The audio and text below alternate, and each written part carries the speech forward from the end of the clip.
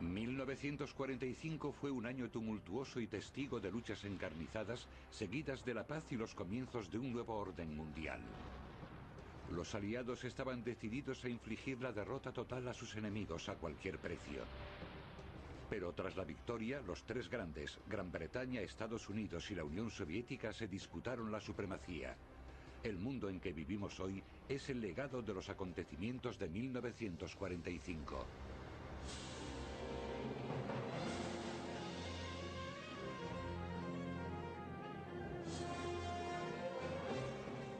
...1945, el año que cambió el mundo. Capítulo 1. El principio del fin. El año anterior había sido testigo de los grandes éxitos de los aliados. Al este de Alemania, el Ejército Rojo recuperó casi todas las zonas que habían perdido a manos de los nazis. En el frente occidental, los aliados habían desembarcado en las playas de Normandía el día D para a continuación avanzar rápidamente a través del norte de Europa, llegando hasta las fronteras alemanas. París había sido liberado el 25 de agosto del 44. Una semana más tarde, los soldados británicos entraron en Bruselas, y a principios del 45 los británicos esperaban que su líder los guiara hacia una rápida victoria en Europa. La gente se informaba por lo que leía en los periódicos. El desembarco en Normandía había sido un éxito. Luego avanzaron hacia el Rin y finalmente tuvo lugar la liberación de París. Todo esto transcurrió tan rápidamente que parecía que todo lo demás vendría rodado. Y la guerra acabaría a finales de 1944. Pero Churchill y su gabinete de guerra sabían que la intención de los alemanes era luchar hasta el final. Lejos de rendirse, Hitler planea en secreto lanzar un contraataque.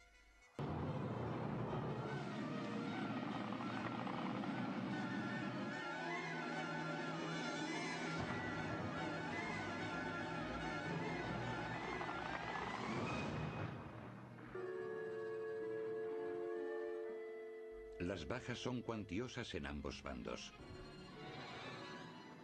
A mediados de enero el norte de Europa estaba asolado. Los aliados occidentales hicieron un alto en sus planes para invadir Alemania. Pero la Unión Soviética fabricaba tanques incesantemente para que Stalin pudiera lanzar una gran ofensiva en el frente oriental. Los rusos estaban preparados para lanzar su gigantesca ofensiva y habían agrupado enormes ejércitos. Los rusos habían estado creando mayores refuerzos durante 4 o 5 meses. A causa de las graves dificultades que tenían, no disponían de las mismas infraestructuras en forma de carreteras y ferrocarriles que había en Occidente. De modo que sobre la marcha y paso a paso, tenían que colocar las vías del tren y reparar las carreteras para transportar las provisiones necesarias para mantener a los millones de hombres que lanzarían la ofensiva. Los alemanes sabían que se acercaba el último acto. Durante 2 largos años, el Ejército Rojo había luchado contra los alemanes en la Unión Soviética. Cuando empezaron a recuperar terreno, el auténtico horror de la ocupación nazi empezó a hacerse patente. En Kiev descubrieron que cientos de civiles habían sido asesinados por los alemanes durante su huida.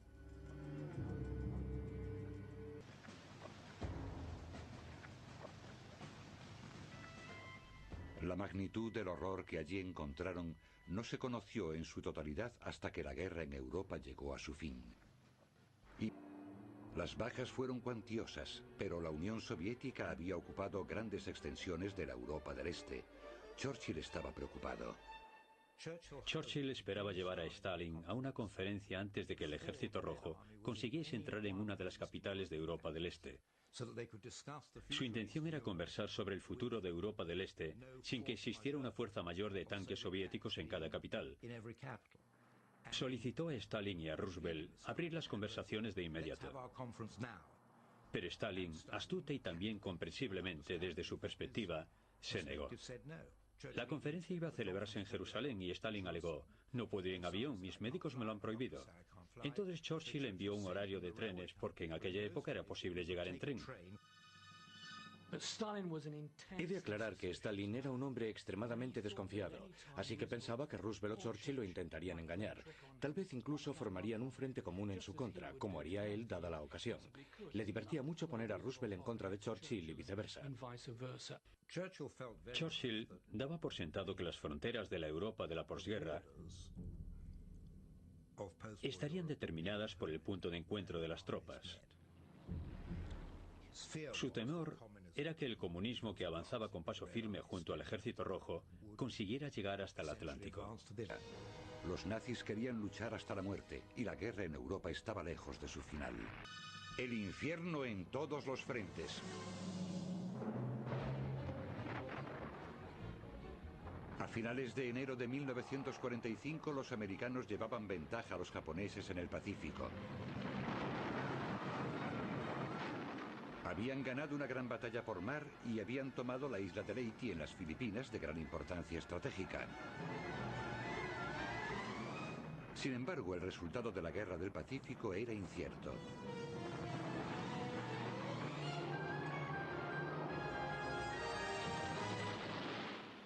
A finales de enero, en Europa, los aliados occidentales estaban dirigiéndose hacia el norte de Alemania mientras aguardaban efectuar la invasión. Preocupados por la posibilidad de numerosas bajas, los americanos exigían refuerzos para repeler la embestida.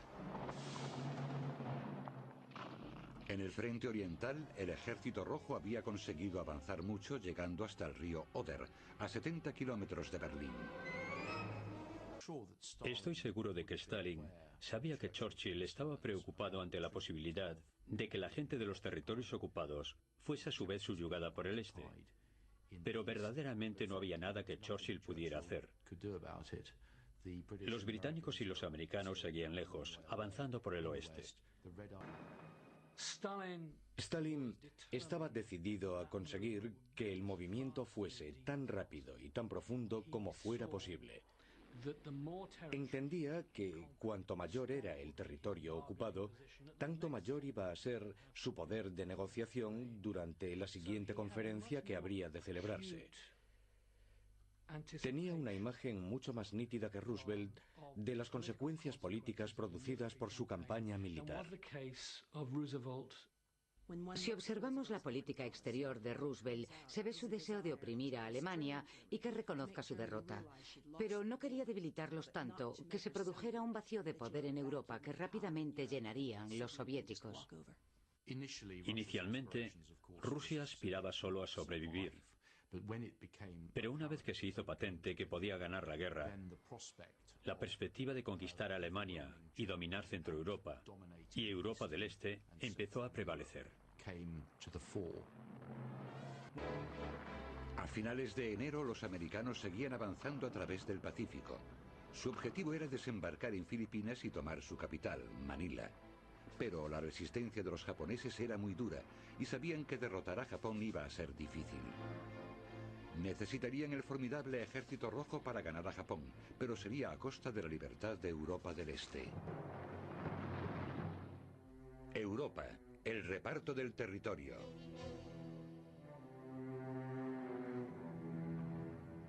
A comienzos de febrero de 1945, las fuerzas aliadas estaban organizando sus efectivos para efectuar el asalto definitivo de Alemania. A comienzos del año 1945 se hizo absolutamente necesario que los tres grandes se reunieran para llegar a algún acuerdo, frente a frente y sin la mediación de sus diplomáticos. Como era su costumbre, Stalin se negó a viajar al extranjero. Además, así podía aprovechar para presumir de los antiguos palacios de los zares en Crimea. Así que Roosevelt y Churchill viajaron a Yalta. Durante las conferencias previas habían acordado la organización de las Naciones Unidas, además de indemnizaciones por parte de Alemania a la Unión Soviética y la partición de Alemania. Pero las agendas de los líderes no coincidían y mantuvieron conversaciones secretas entre ellos. La tensión reinante en esta relación a tres fue algo que todos intentaban disimular en público, pero que afloraba en privado. If Great Britain goes down, the Axis powers will control the continents of Europe and Asia and Africa and Australasia and the high seas. Básicamente la pregunta era, según Churchill, ¿cuál era el papel de Gran Bretaña en todo esto? Ahora que los Estados Unidos garantizaban la victoria y la Unión Soviética ofrecía la mayor parte de la mano de obra, lo comprendía y lo aceptaba. Pero cada día se esforzaba en lograr que los británicos obtuvieran el debido reconocimiento a su labor. Sin duda, Roosevelt empieza a pensar que la URSS no es tan amistosa como cabría esperar. Es una idea curiosa, ya que durante la mayor parte de la guerra, Roosevelt había considerado a la URSS como nación amiga, o cuando menos alguien con quien los Estados Unidos podían entenderse. Su percepción del mundo de la posguerra no es precisamente de un condominio, pero por lo menos es un mundo en el que los Estados Unidos y la URSS podían coincidir. Claro que esta idea significaba dejar a Gran Bretaña fuera del reparto. Churchill no se fiaba de Stalin, pero lo que no sabía era que también Roosevelt maquinaba a sus espaldas. Este doble juego se hizo más patente en el tema de Polonia. Los británicos se habían metido en la guerra por defender a Polonia, que ahora estaba en ruinas. El gobierno polaco en el exilio pretendía regresar, pero Churchill sabía que Stalin aspiraba a manejar Polonia, de modo que no quería abandonar Yalta sin antes asegurarse de que los polacos tendrían elecciones libres. La agenda de Yalta estaba dominada por Polonia y los informes oficiales describían la actitud de Stalin como de muy afable y amistosa. Llegó un momento en que tanto Churchill como Roosevelt se pusieron bastante nerviosos cuando preguntaban por las elecciones libres en Polonia. Stalin contestó que sí, pero ellos querían saber cómo y cuándo se celebrarían. Entonces le preguntaron si era posible que se celebrasen dentro de un año, a lo que él respondió, ¿no sería mejor en 6 meses? ¿Por qué esperar? Estaba claro que Stalin quería pasar por un angelito. Pero Roosevelt estaba dispuesto a dejar a Polonia en la estacada. Los tres líderes acordaron que en un futuro no muy lejano las fronteras de Polonia habrían de moverse hacia el oeste, entrando en Alemania, con lo que Stalin ganaría territorio. A Stalin le venía muy bien contar con un territorio desmilitarizado entre Alemania y él. Y vio con satisfacción que Roosevelt y Churchill estaban dispuestos a consentirlo. ¿Por qué tomaron esta decisión?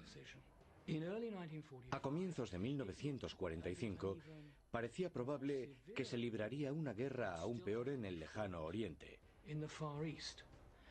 Y los aliados occidentales querían que, una vez que la guerra de Europa hubiese sido ganada, Stalin aceptase poner el ejército rojo a disposición de los aliados y desplegar sus fuerzas contra Japón. Para Churchill, el problema de Yalta eran los americanos. Lo que Churchill desconocía era que Roosevelt ya había estado negociando con Stalin bastantes cuestiones relativas a la guerra contra Japón. Roosevelt había formalizado ya sus planes secretos con Stalin en cuanto a que los aviones americanos que bombardeaban Japón podían usar las bases aéreas en Siberia. Por tanto, a Roosevelt no le convenía tener enfrentamientos, y menos aún por el tema de Polonia, y demostró un notable cinismo. En las transcripciones originales de las conversaciones de Yalta, Roosevelt hace unos comentarios muy cínicos en referencia a los polacos de América, del orden de «no me influyen para nada» y «¿a quién le importan los polacos?». A diferencia de Churchill, no poseía el mismo espíritu de compromiso con los polacos como pueblo en su propia nación, Polonia. Como resultado, Polonia se convirtió en parte del imperio de la Unión Soviética bajo la bota tiránica de Stalin. Durante los últimos años se han escuchado bastantes críticas acerca de la supuesta traición de los aliados occidentales en Yalta, y se ha señalado sobre todo a Roosevelt, ya que él ostentaba mucho más poder que Churchill. Pero la cruda realidad es que los soviéticos se adelantaron. A decir verdad, a no ser que los occidentales estuviesen dispuestos a ir a la batalla junto a los soviéticos para salvar a Europa del Este, cosa por otra parte inimaginable en 1945, Stalin tendría a estos países bajo su yugo. Cuando el gobierno polaco en el exilio regresó, fue arrestado. Las elecciones libres cayeron rápidamente en el olvido. Stalin dijo, cuando Europa Occidental liberó a estos países, implantaron también los sistemas de gobierno que consideraron oportunos. Nosotros pensamos que otro sistema de gobierno está más indicado, y como nosotros hemos liberado al Este, seremos los que decidamos qué sistema gobernará en el Este. Sin embargo, en Yalta los tres líderes estaban de acuerdo en cómo tenían que gobernar Alemania. Lo primero era que debían existir zonas ocupadas en Alemania. Churchill mantuvo una acalorada discusión con Roosevelt sobre este punto. Los americanos no querían que los franceses formasen parte de las zonas ocupadas, pero Churchill insistió en que debían hacerlo. Y los franceses consiguieron su zona de ocupación como resultado de esta larga disputa entre los británicos y los americanos en Yalta. Los aliados acordaron en Yalta la Organización de las Naciones Unidas. Decidieron que los Estados miembros más poderosos serían la Unión Soviética, China, los Estados Unidos y Gran Bretaña. Fue cuando se diseñó todo el entramado de las Naciones Unidas. Se negoció un toma y daca para dar con una organización viable para cada una de las grandes potencias. Fue más fácil llegar a acuerdos a largo plazo que por medio de la estrategia militar a corto plazo. Mientras que sus tropas mostraban una camaradería fraternal, los líderes tenían a Berlín en su punto de mira. El nazismo por fin iba a morir. La guerra es total.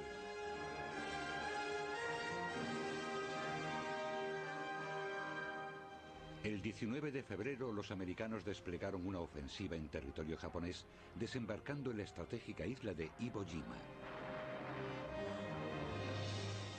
Inmediatamente los japoneses le respondieron con su artillería pesada. Los americanos perdieron 4.000 hombres durante los 2 primeros días. A lo largo del mes siguiente avanzaron despacio por la isla.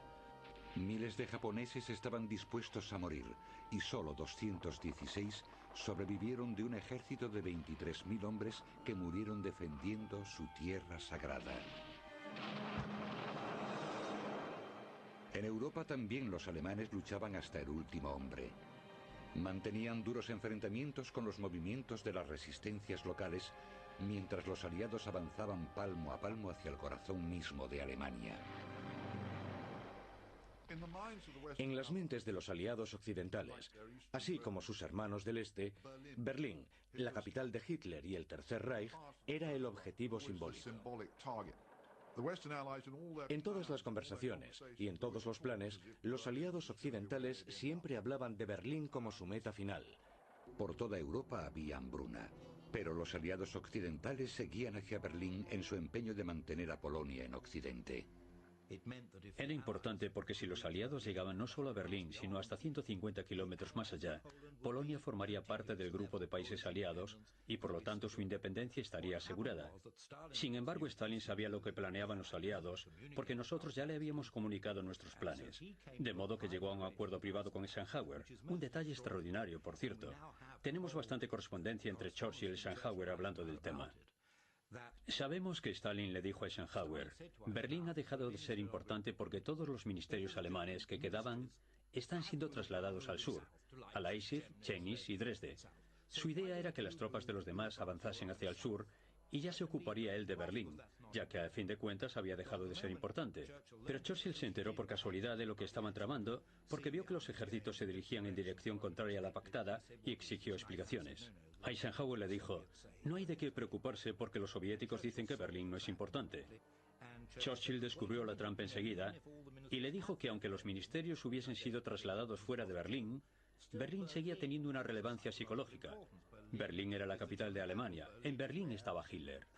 Hitler había perdido la confianza en sus asesores políticos y como la derrota era inevitable, su toma de decisiones empezó a ser cada vez más irracional. Dilapidó sus recursos en desarrollar armas secretas. Era un demente. Tenía graves problemas físicos, su salud estaba muy deteriorada y había perdido la confianza en los generales y en el ejército completamente. Se comportaba como si fuese su propio comandante y mostró su vena fanática al tener la ocurrencia de designar a Himmler como comandante para la defensa de Berlín.